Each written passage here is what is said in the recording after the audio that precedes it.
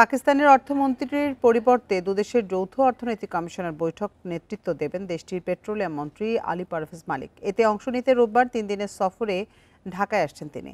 এ সময় বাংলাদেশ পাকিস্তান একটি সমঝোতা স্মারক সই হতে পারে। বিশ্লেষকরা বলছেন, দেশটির সঙ্গে বাণিজ্য ঘাটতি কমাতে না পারলে অর্থনৈতিক সম্পর্কে ভারসাম্য আনতে পারবে না ঢাকা। বান্ডেল থাকলে প্রতি সেনমানিতে টাকা বাঁচবে। বিকাশ সেনমানি বান্ডেল কিনে জিতুন প্রতি লেনদেনে। দীর্ঘ ২০ বছর পর ঢাকায় বসছে বাংলাদেশ ও পাকিস্তান যৌথ অর্থনৈতিক কমিশনের বৈঠক। অর্থমন্ত্রী পর্যায়ের এই বৈঠকে পাকিস্তানের পক্ষে নেতৃত্ব দেবার কথা ছিল দেশটির অর্থ বিষয়ক মন্ত্রী আহাদ খান চিমারের। তবে শেষ মুহূর্তে ইসলামাবাদ জানায় এতে নেতৃত্ব দেবেন দেশটির পেট্রোলিয়াম মন্ত্রী আলী পারভেজ মালিক। বাংলাদেশের প্রতিনিধি দলের নেতৃত্ব দেবেন অর্থ উপদেষ্টা সালেহ উদ্দিন আহমেদ। সোমবার সকালে আগারগাঁয়ের শেরেবাংলা নগরের এনইসি সম্মেলন কক্ষে হবে জেইসির বৈঠক।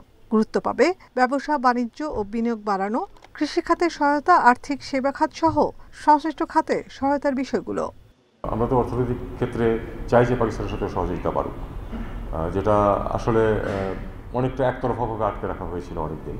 তো স্বাভাবিক সম্পর্ক প্রতিষ্ঠার ক্ষেত্রে, বিশেষ করে অর্থনৈতিক ক্ষেত্রে আমাদের স্বার্থ আছে পাকিস্তানের সাথে সম্পর্ক প্রতিষ্ঠা এবং সেটাকে এগিয়ে নেওয়াতে।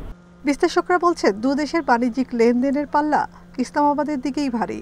বাংলাদেশ পাকিস্তানের মধ্যে বাণিজ্য ঘাটতি চোখে পড়ার মতো। সরকারি পরিসংখ্যান বলছে 2024-25 অর্থ বছরে পাকিস্তান থেকে বাংলাদেশ আমদানি করে 78 কোটি 70 লাখ ডলারের পণ্য। একই সময় পাকিস্তানের রপ্তানি হয় মাত্র 8 কোটি ডলারের পণ্য। বাণিজ্য ঘাটতিটা বাংলাদেশের ফেভারে না থাকে তাহলে অবশ্যই আপনি যত বেশি আমদানি করবেন চেষ্টা করবেন তত বেশি রপ্তানি করতে। মানে এটাই তো একটা ব্যালেন্সড ফরেন পলিসি এবং ট্রেড পলিসি রিকোয়ার করবে। হ্যাঁ, একদিকে আমরা বেশি ঝুঁকে না যাই। পাকিস্তান এই মুহূর্তে চাচ্ছে যে বাংলাদেশ পাকিস্তানের যে মানে দ্বিপক্ষীয় বাণিজ্য সেটা $3 বিলিয়ন নিয়ে যেতে, এবং এটা যদি টার্গেট তারা ফুলফিলের দিকে যায় তাহলে সেক্ষেত্রে বাংলাদেশ কিন্তু আরও বাণিজ্য ঘাটতির মধ্যে পড়বে। আমরা যেন তাড়াহুড়া করে আবেগের বসে যেন কোনো কিছু না করি, বাণিজ্যিক সম্পর্ক যেন এই লাভের ভিত্তিতে হয়। দু দেশের মধ্যে বাণিজ্যে ভারসাম্য আনতে দেশটির বাজারে আরও বেশি শুল্কমুক্ত পণ্যের প্রবেশাধিকার নিশ্চিতে বাংলাদেশকে জোর দেওয়ার পরামর্শ বিশেষজ্ঞদের। নাফিদা দুবলা, ইন্ডিপেন্ডেন্ট নিউজ, ঢাকা।